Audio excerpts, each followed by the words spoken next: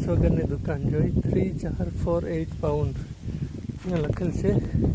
આવી રીતે તમે જો પૈસાની ઓલી મેરા પડી છે એમાંથી તમે લઈ શકો બરાબર, જે લેવું હોય. માણસ નથી, આ ઘરમાં રહીએ છે એની દુકાન છે. અહીંયા હાઈવે રસ્તો હોય, લોકલ રસ્તો.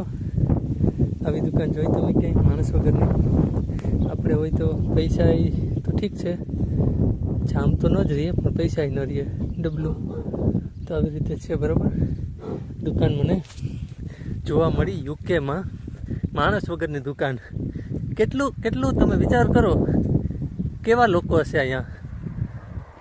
એક પણ માણસ ચોર નહીં હોય, એક પણ માણસ ખરાબ કે ચોર નહીં હોય, એટલું તો માનવામાં આવે કે નહીં. માણસ વગરની દુકાન કે જ્યાં ચોરી જ ન થાય.